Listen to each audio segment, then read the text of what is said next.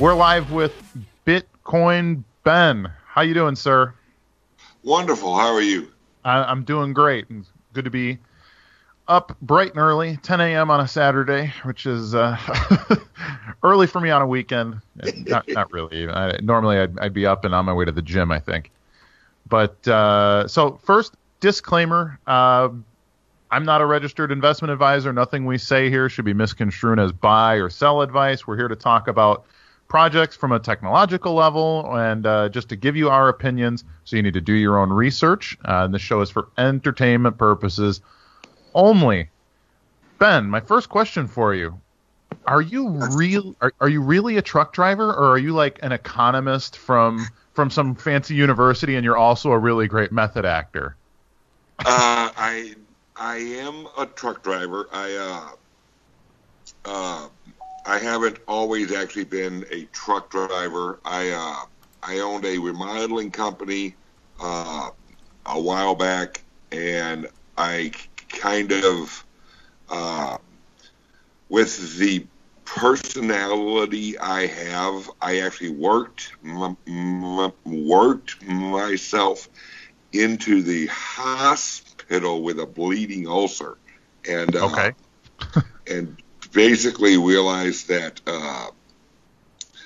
that I needed to kind of change my life. Sure. And so I got into truck driving whenever I got rid of my remodeling company, and and I guess you could say I kind of retired into truck driving because it was easier on me. Sure. Okay. Yeah. No, that's great. I have a couple of friends. One of my actually best friends in the world is a truck driver. He does cross country. He's moving vegetables one week, and then he's moving, cleaning products the next week. And he loves it because he gets to see the country. He's from out of the country, but it's like the most relaxing thing in the world for him. So that's cool. So you're actively like, during the week, you're driving truck, and that's your day gig, correct? Yes. Okay. So how did you get involved in Bitcoin? What was your first your first introduction to it, and when did you decide to be Bitcoin Ben? Let's see. I got involved I originally heard of Bitcoin in about 2010, like 2011. Sure. And like everyone else, I wasn't smart enough to really jump on the bandwagon. And then I was re-exposed to it like a year and a half ago, maybe a little bit more now. And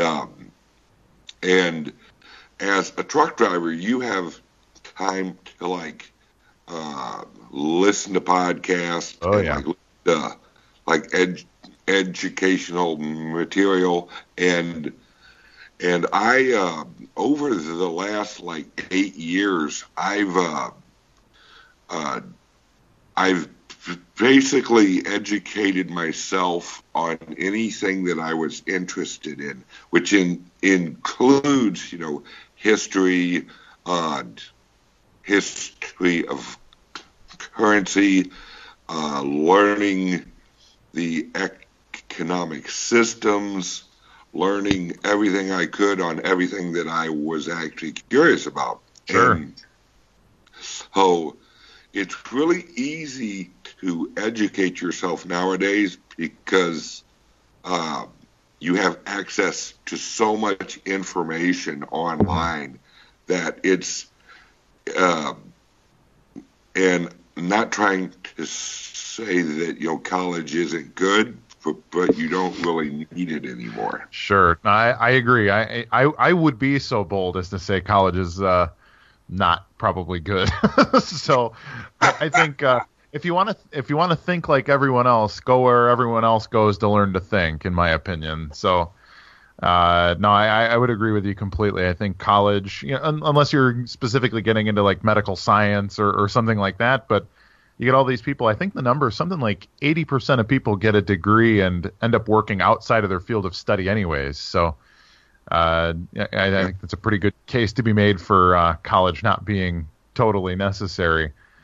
I've noticed over the past couple of weeks or maybe months that your videos, you've been talking a lot about Litecoin. You've been mentioning. Now, I know you're working with the marketing team a little bit from the Litecoin Foundation, but I'm curious, why are you specifically so excited about Litecoin lately? Well, how long is this show? We'll go a half hour, 40 minutes, unless you got something else to do. But no, I got nothing to do, brother. All right, we're doing 2 or 3 hours then, Ben. I got my coffee. I got my e-cig. I'm good to go. Love it. All right. Look, the story of why I like Litecoin so much is a long story, and it originates when I started learning who Charlie Lee was, what Litecoin was, and I started to see a trend right after he left Coinbase. Sure. And I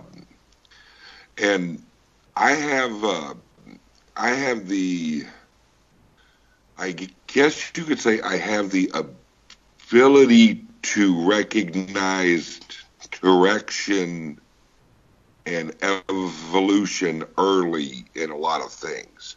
Sure. And so I did research on Charlie Lee. I'm like, all right. So he graduated at the top of his class at MIT. Leaves there, he goes over, works at a little company called Google, and then he leaves Google, which at Google he was actually making a lot of money, and he goes over to Coinbase where he makes less money. Sure. And then he's leaving Coinbase to work on Litecoin exclusively. Mm-hmm.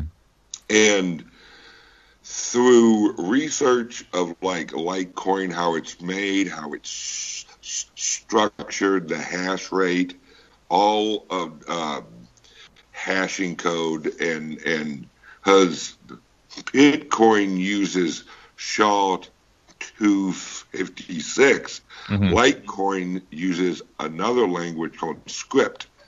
Right. And I started doing research on that. And I started to see how it was structured in a way that was actually kind of lining up with other advancing technologies in the overall world. Because there's a rollout,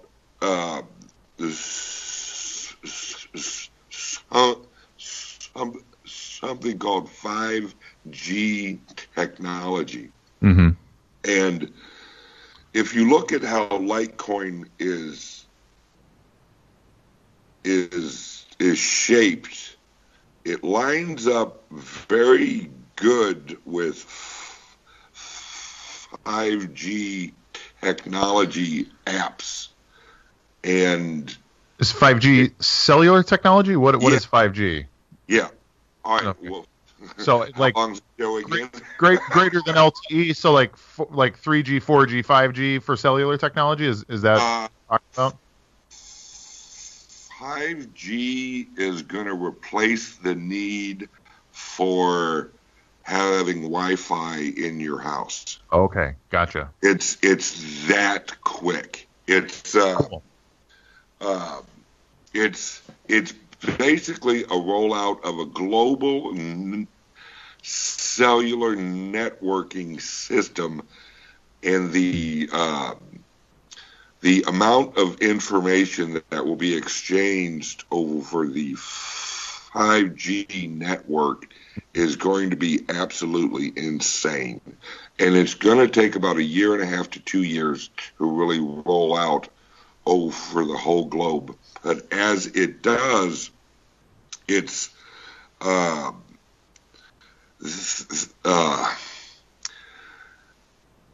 everything is going to use and link up with 5G. Your refrigerator, sure, your everything will communicate over 5G. Right. Well, right. If we're all utilizing the same network, rather than all of us having a different Wi-Fi network in each of our homes, I understand where you're going with this. So are you saying Litecoin has the possibility to be a link for like Internet of Things, like compete with IOTA? Is that? Yes. Okay, interesting. That's not something I'd heard of. No. Litecoin is moving into a completely different realm that a lot of people don't really understand how large Litecoin is going to be. And LitePay and the Lightning Network is a large part of that, because the Lightning Network is going to interact with the 5G network seamlessly. And so the Lightning Network is going to, when you go shopping, every morning I head out and I grab coffee. Sure. All right. When you swipe your little credit card, all right, the thing you swipe on is a link, or think of that thing you swipe on as a wallet. Okay. All right. The Lightning Network is going to interact with that actual network, where that swipey will be linked with a wallet address, and you'll actually be able to pay using the LitePay card, or they may issue a Lightning card. Interesting. And now, I haven't actually been told this. It's just I've actually put all the pieces together on how it all kind of comes together in links. Sure. Because if you look at the Lightning Network, that's all it really is it's a replacement for, an eventual replacement. It's going to gradually integrate with the credit cards. Right. That's why I don't know if you realize this, but one of the largest investors in the Lightning Network and in other advancements in cryptocurrency is actually MasterCard.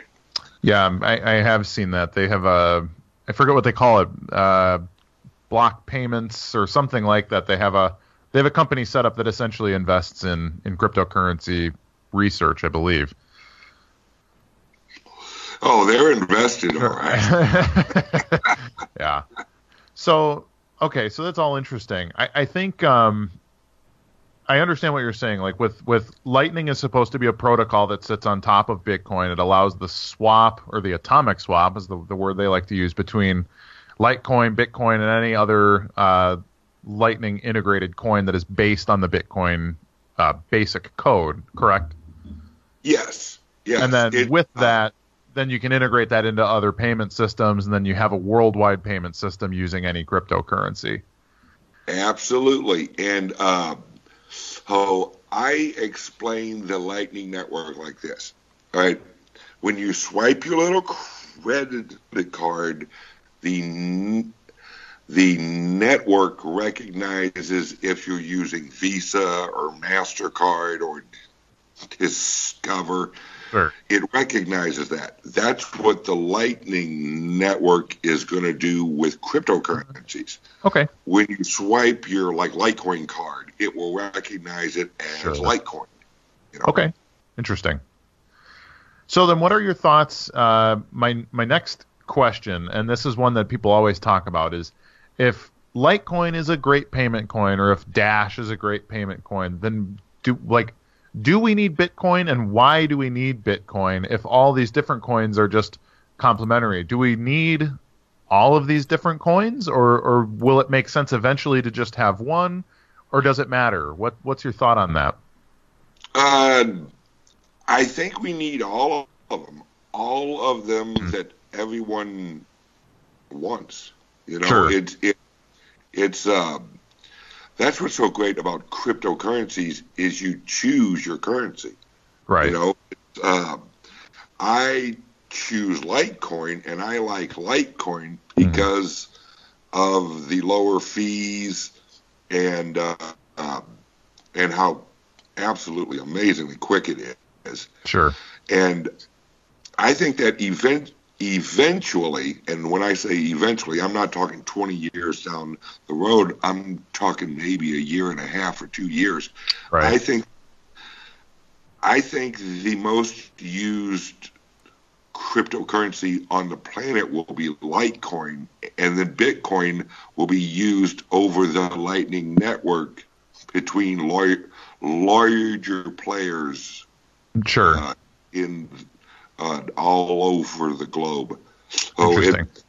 if you're a large corporation and you owe another large corporation like $100 million, you'll actually use Bitcoin.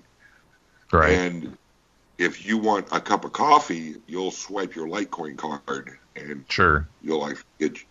Right. It's I guess for me, like one question that I always have, and this has always been the thing that's puzzled me, is that if they all work seamlessly, like if you know Bitcoin and Litecoin can both be transacted the same because you're utilizing the Lightning Network layer, they're all instant, they're all basically free. Like in my mind, that has always kind of said to me that then coins are redundant. You know, like if they all essentially function the same, then why would we need, you know, something like, you know, Vertcoin or Verge or Dash or Pivx? Like we have all these different coins that all can utilize that layer.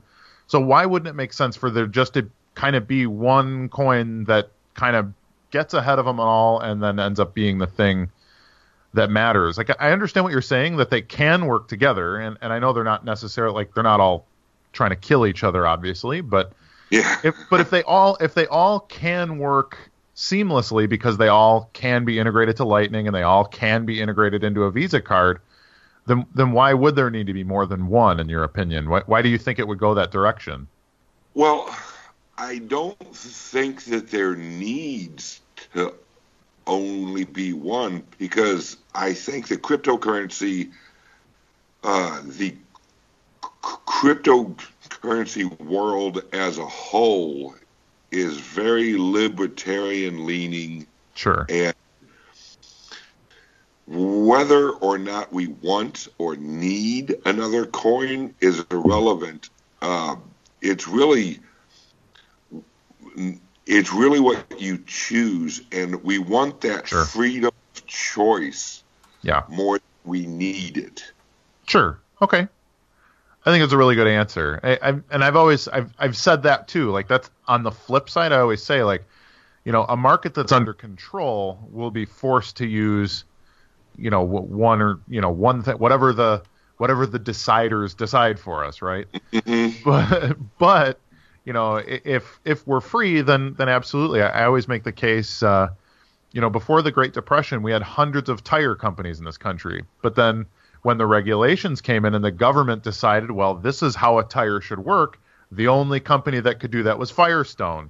And then Firestone ended up being this massive monopoly, getting rid of all these hundreds of other companies. And now when you think of tires, you think of, you know, each continent, like there's Michelin is a European tire, and there's, you know, Toyo or, you know, some of the other, like the Korean tire companies and stuff. But yeah, so I understand what you're saying, that yeah, if we're free to choose, we'll have a lot of choices, right? Yeah. So same thing with craft beer. You know, when beer was heavily regulated, we had we had Anheuser-Busch and we had Miller and Coors, I believe. That was 30 years ago. Now we probably have 1,000 breweries in this country. So absolutely. it, and that's how it should be. I mean, if you have regulations or you have a leader or a government leading an economy or a area of the economy, then the corporations inside of that area, they don't have to really be as good as they need to be. Sure. Absolutely. So I think that in cryptocurrency, one of the reasons I love it is there's so much competition. Everyone's trying to outdo everyone, which leads to excellence. Yeah. And I agree. That's what we all want. We have to have open competition. Right. Now, not like angry competition, like, we're going to kill all you. Right. Friendly competition right. is always good. For sure. It improves everyone. Yeah, I agree. So Litecoin, I know Litecoin has 4 times the supply of Bitcoin. I think there's 84 million Litecoin that'll ever exist. There's 21 million Bitcoin that'll ever exist. And then if you make the argument that Litecoin has more utility than Bitcoin, like it can do more things more rapidly, then Litecoin should be somewhere between 1/4 of Bitcoin's value. There are ways economists would treat this, but Litecoin has always been the quote unquote undervalued coin. It's something I've heard for years. I was a Bitcoin investor since 2013, and one that people have always keep your eye on Litecoin, man. Litecoin's going to be that one, even when it was $1, like it was $1 and Bitcoin was $300, and it was like, okay, that's, and I've held some Litecoin for a very long time as well, but I'm curious, what do you think, let's say in 10 years, what should the value of one Litecoin be versus the value of one Bitcoin? Should Litecoin be more valuable per coin than a Bitcoin, or what are your thoughts on that? No? Okay.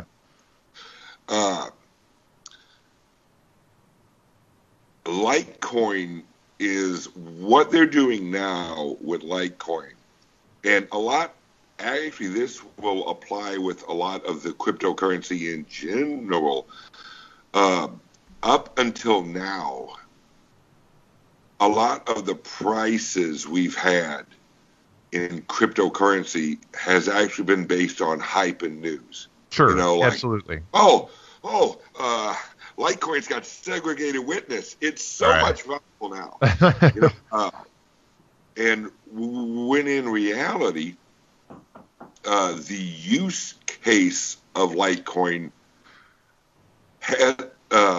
has improved, yes, hypothetically, but now we've reached the point that it's completely different, where we have LitePay. We have the Lightning wallets. We have Coinbase, commerce, where corporations and small like mom and pops can use cryptocurrencies like Litecoin and like Bitcoin and all. I know some people don't like Bitcoin Cash, but in reality, it's there. Yeah. And what we're reaching now, because these are true cryptocurrencies, right?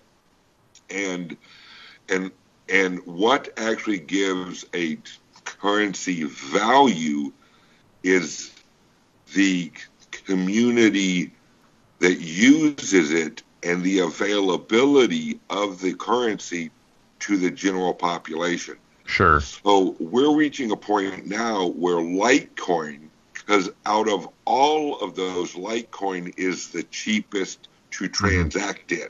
Sure. So economically, Litecoin will win because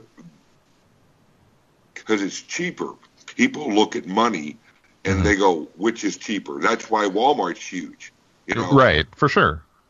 Because it's cheaper. And and Litecoin right now is the cheapest. And now we're reaching a point where Litecoin's value is no longer going to be linked with hype.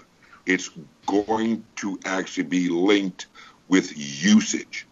Sure. And that's what we've waited for on a lot of these projects. Is man, I love EOS. Oh yeah, what's EOS? Well, right now it's nothing. Right. But it will be. Right. And then when EOS launches, then you can actually point at it and go, "This is EOS." Right. And absolutely. And and that's with a lot of things with cryptocurrencies is we got a lot of hype, but now we're reaching a point where we have actual usage. Sure. And that's whenever the efficiency of cryptocurrency and blockchain are really going to shine. Because right now, we've all known what's coming. We just haven't been able to see it. Right. And now, especially with Litecoin, with LitePay and Coinbase and other entities using Litecoin, we're actually going to be able to use it in real life. Sure. And that's a whole different proposition of value. Right. No, I agree. I've been like I said, I've been a Litecoin fan for a long time. I was much more a Bitcoin guy. I'm actually a Bitcoin Cash guy too. I'm a fan because I like being able to transact on the blockchain. And when people talk about like the credit card layers and the Lightning and all that different stuff, like for me, like this is all it was about, separating myself from the mainstream economy. So when we hear about this integration, like the trader, the investor in me is excited to watch my value go up, but then the separatist in me is looking at it and saying, we're capitulating a little bit. So yeah. if I could get, we're giving in to the man. Exactly. So it's one of the reasons everybody knows I'm a huge Monero supporter as well, and that's why. But can I get a 30-second, what's your 30-second view on Bitcoin Cash, and what's your 30-second view on Monero, please? On Bitcoin Cash I think it more closely resembles the original vision of Satoshi Nakamoto, and I think there's a lot of loyalists to the libertarian leanings of cryptocurrency / Bitcoin. Sure. And I think that's why a lot of people like Bitcoin Cash is they think it's more of a pure, libertarian coin. Yeah. Now, Monero, I think has value, and it always will have value because, like I said earlier, cryptocurrency offers you choice. And I'm absolutely of the mindset of freedom, absolute freedom. Sure. And if you want to purchase a plant that you light on fire and inhale, and the powers that be don't want you to light that plant on fire and inhale it, then I think that Monero will give you the opportunity to actually get that plant and enjoy it in any way you want to. And I think you should be able to. If it was up to me, you could inhale whatever you want as long as your inhaling didn't affect me. Right, absolutely. I consider myself a voluntarist, so for me it's all the same thing. Like what you do with you is fine as long as it doesn't infringe upon me, and then we're all cool. We need to stop trying to all be each other's boss and vote to punish everyone we disagree with. So Yeah. we're getting close to wrapping up here. I got a question. Do you spend your crypto? Do you cash in? Do you spend Litecoin? Do you cash in? Like, or are you a pure holder, or are you a trader, or where does that where do you fall on that? I am not a trader. I that requires a lot more energy and a lot more like looking at the market. It's just Oh my God. I don't know how those guys do it. I mean, God bless them. You know, if they want to trade away. But Sure. I am a hodler, and actually me and my wife, we don't really need the money, so we're kind of like waiting until we want to like buy something with it. And I really want to wait until we can actually buy whatever we want using cryptocurrency. Sure, I absolutely. want to cash out and then use the U.S. dollar, because that's what I want to get away from. Yeah, for sure. Cool. Yeah. Well, why are we wrapping up? I mean, you have to like use the restroom or something? Or? I want to keep these tenable. I don't want people to see a 2-hour video on YouTube and decide not to click it because there's two ugly guys on the screen. And what? Who's the other? Who's the other guy? Now we're gonna get into it. Because I'm beautiful. You are beautiful, Ben. Beautiful Bitcoin Ben. I think Matt's still hanging out on the line. Do we have any questions from the group you'd like to ask, or what are your thoughts, Matt? We had a couple people asking about EOS and what Ben's thoughts were on EOS, how big he thinks it will be, and when that'll all start unfolding. I think that EOS is going to be huge, and the reason I think so is because the creator, which is actually Dan Larimer, he is a hardcore libertarian, and I love him for it. And he's also got a head about this friggin' big around.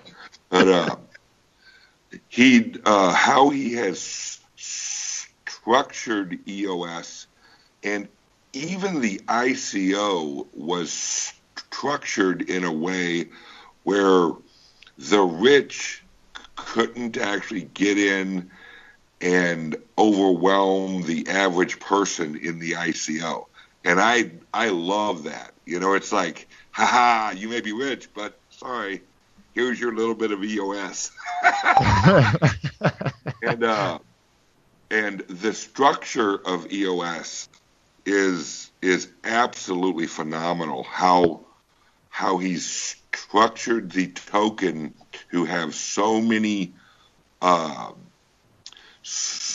ways of increasing in value on the platform and in the wallets, and it's just an amazing structure of a project, because he's had other projects, and I think those were practice for EOS.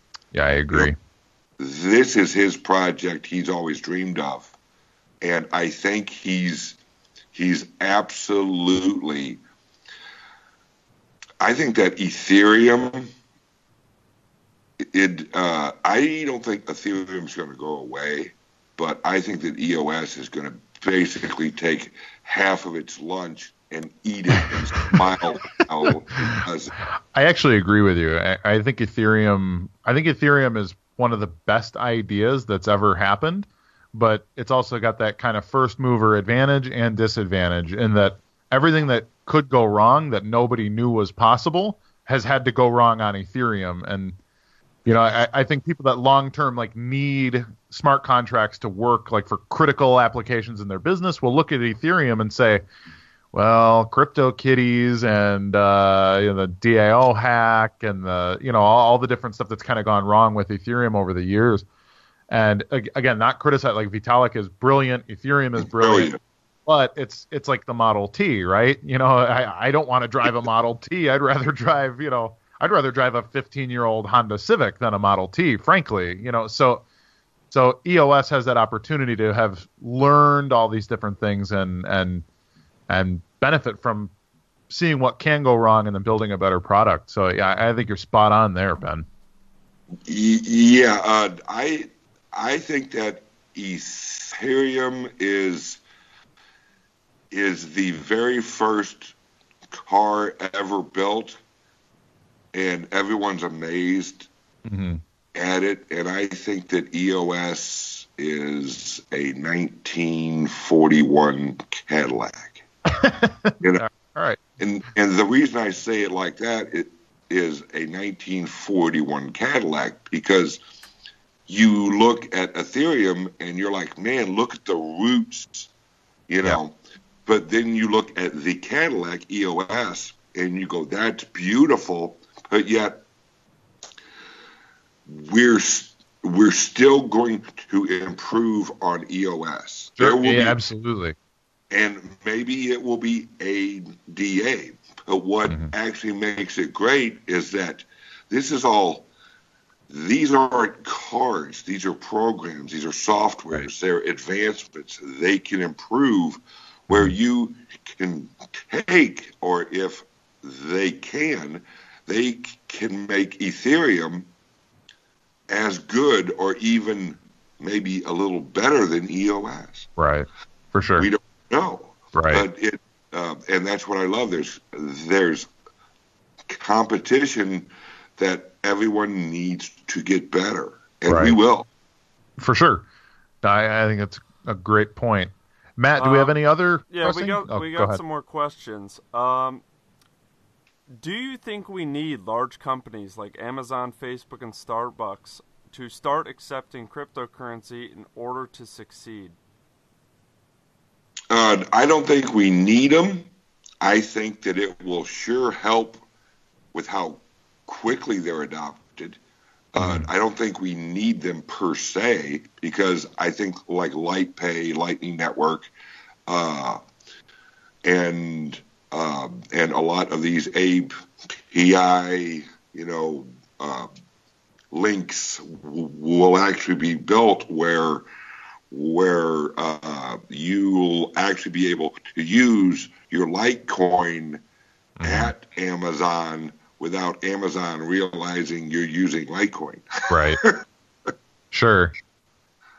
Yeah, and I do that. I've had a BitPay card for probably a year and a half. I've had a Shift card, and it's the same kind of thing. Like I don't spend a lot of cryptocurrency on things, but since I'm doing this full time, like this whole Crypto Traders Pro ecosystem, this is, I have to spend some. I have to live on something. So, yeah.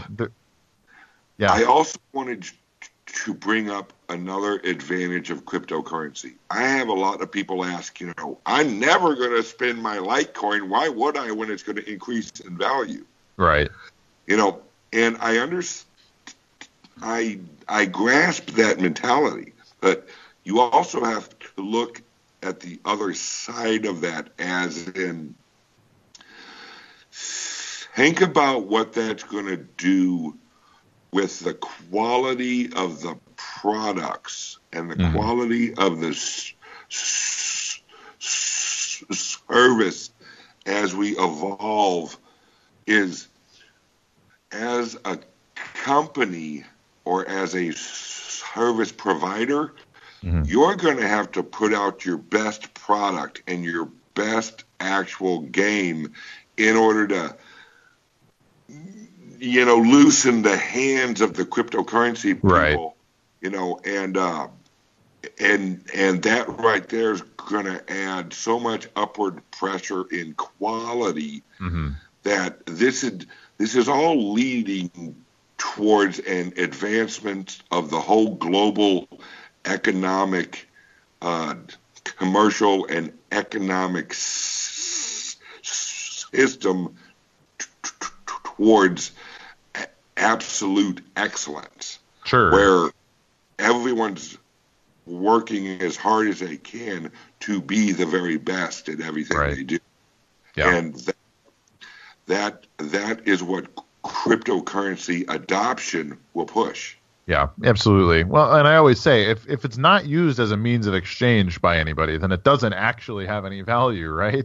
So for me, anytime I have like a waiter at a restaurant or any kind of a service professional, like the kind of person that isn't selling me a product, I think people are a little leery about accepting cryptocurrency for a product, like something they have capital tied up in.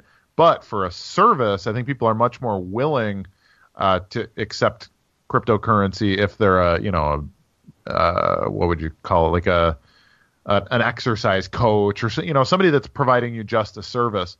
So I always offer. I say, hey, can I pay you in Litecoin or Bitcoin Cash or whatever? Like, hey, I'd like to give you $8 or $12. Like, here, I'll help you set up a wallet, that kind of thing. Yeah. And if we create that, what we need is to accept cryptocurrency as payment, and we need to pay people out in crypto. Like, you need to create that economy. It really is up to us to kind of create the use case where it doesn't exist. And so, maybe I'll spend 10 or 15 grand worth of cryptocurrency in a year, but what I'm doing is I'm giving it to people that are going to raise its value. So for me, I see spending it, when you spend it right, that's also an investment in the ecosystem, and it makes what I'm holding go up in value because I'm creating the utility for it. So that's that's my thought on it. Anyway, that's how I justify spending my Litecoin at $50 and then watch it go up to $300.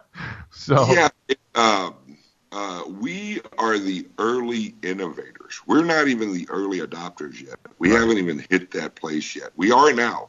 Now that we have LitePay and like Coinbase and other, we're starting to get there. Right.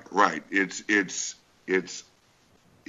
heading out into the world, and it's, as this happens, this year is going to be such an amazing year.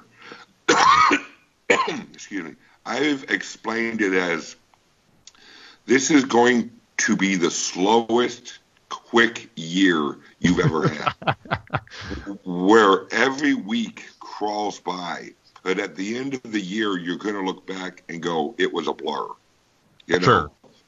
Because we're reaching a point, especially right now, and just wait till June. There are so many projects that I know about that haven't even been announced yet or haven't rolled out, that when we hit June, this is cryptocurrencies are going to hit another level in June that people aren't prepared for. Because luckily for me, I'm on the inside of a few projects that if the average person knew about would go, wait, what? Really? Can you give us any teasers as to what those might be? We would love a hint here at Crypto Traders Pro. I can basically say that by the end of this year, Litecoin and Bitcoin Cash and also Ethereum are going to be available on major, not only online purchasers, but also in brick and mortar purchasers of the largest scale. Okay, all right, I like it. That was a good hint right there. That's got me excited. Yeah. See, I didn't disclose anything that can get me sued. Right. That's deal. that's solid. I like it. We got a couple more questions coming in before we wrap it up. Bill asks, I have a friend at Walmart in senior management. How do I pitch LitePay and Coinbase Commerce to him? You won't have to. Oh. Swish. Next. Andy asks, what are your thoughts on ICOs?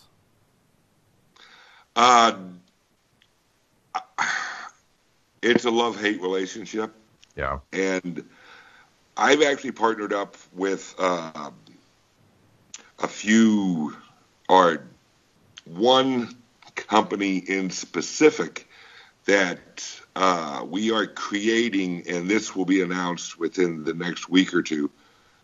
We are creating a environment where I'm going to start helping ICOs, actually doing interviews and stuff like that with ICOs. But these ICOs, the structure we have built is the ICO has to qualify to actually receive advertising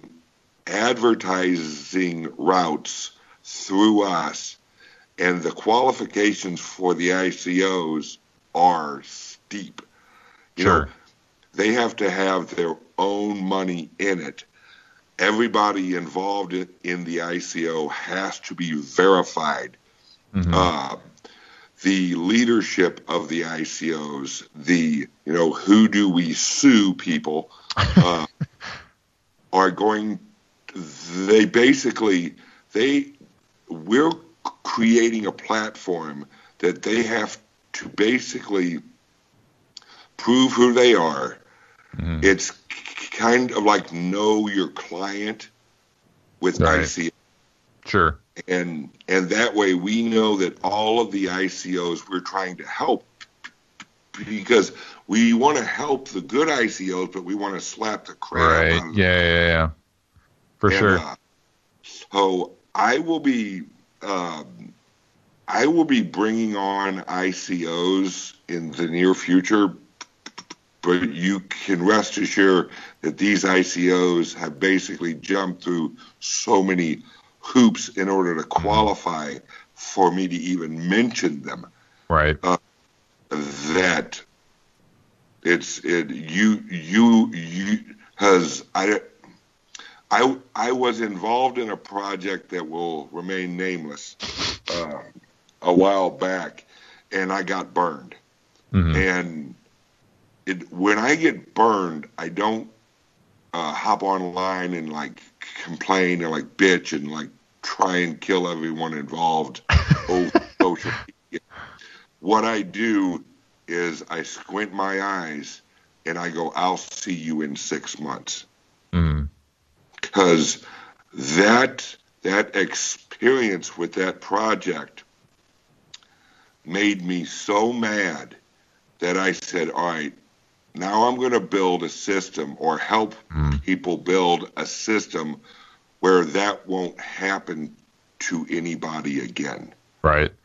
Well, yeah, a lot of these things, this is the big problem with free markets. And I think, when I talk about like a voluntary society, people are afraid of like, well, some corporation's just going to poison all the water or something, and yeah, well, I mean, maybe, but the problem is there are corporations poisoning the water now. They just pay a fine to a regulatory agency and say, we only poisoned it a little bit, so it's all cool, right?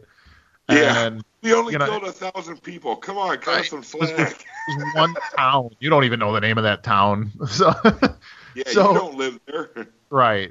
So we get that kind of thing, and ICOs. I look at them as like, yes, you're going to attract vipers. You're going to attract terrible business people that want to rip people off. But it's also a brilliant free market fundraising system. So I like to see some of the ICOs coming together to sort of self-regulate before there's such a big call for, government regulation. And actually, we just got back from the city of Gibraltar out in Europe. It's a British territory, and there are people there that are trying to set up good, clean, simple regulatory framework to say like, hey, base yourselves here.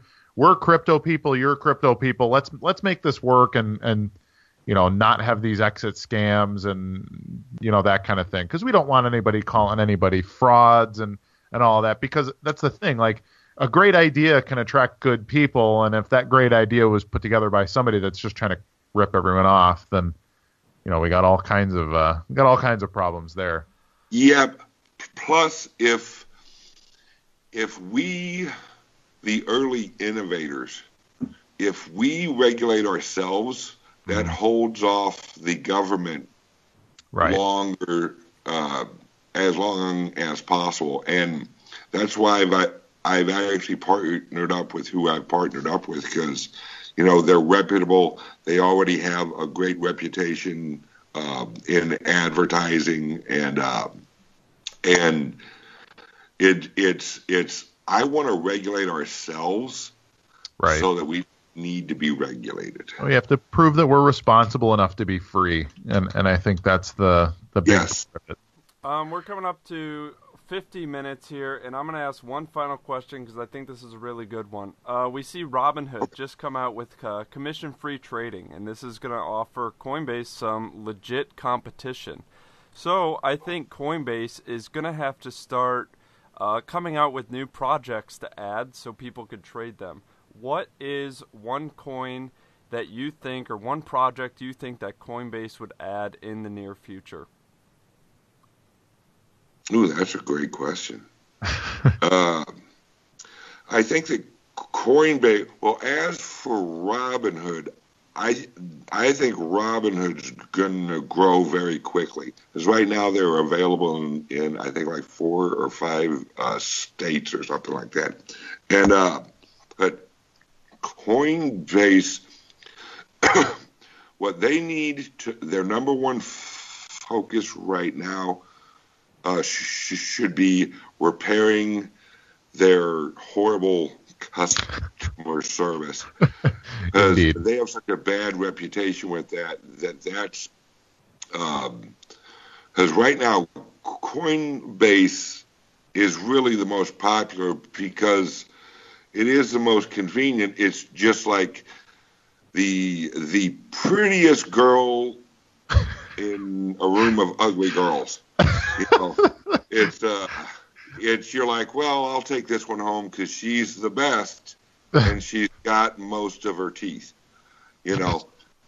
And but I think over the next year, I know of projects that are going to launch that are going to make Coinbase just, you know, look like the ugliest girl in the room.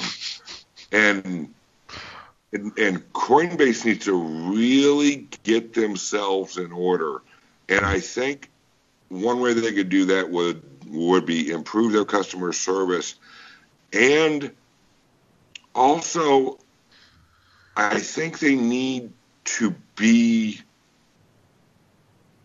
more user-friendly in the app. I think that their app could definitely be improved.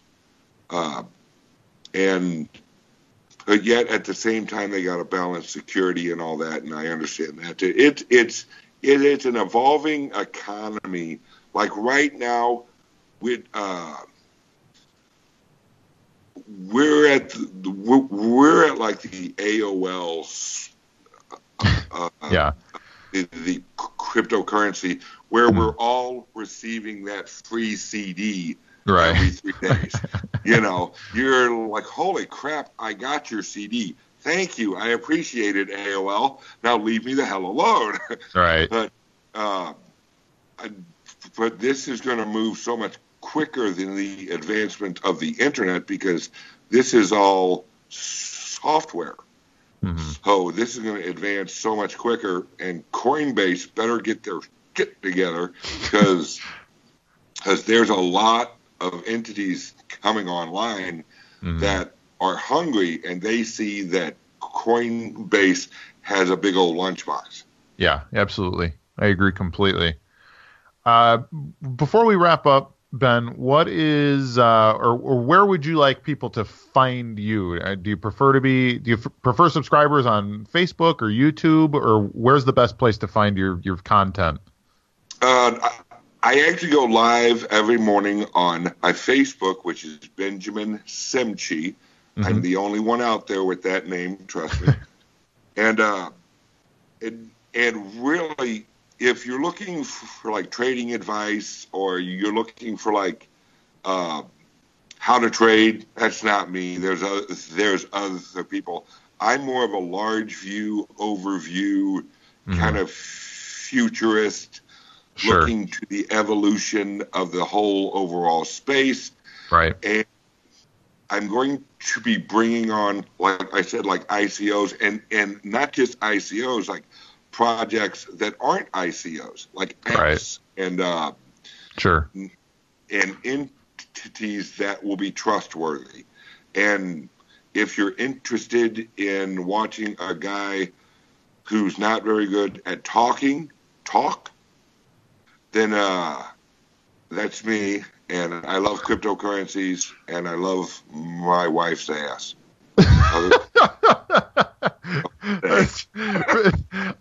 That's awesome. You know what? We're not going to top that. So let's wrap up on that note right there. I want to thank you so much for coming on. Bitcoin Ben, ladies and gentlemen. You can find him at Benjamin Semchi on Facebook here, Facebook Live. What is your YouTube channel? That would be actually my wife handles that. So I think that's a Bitcoin Ben.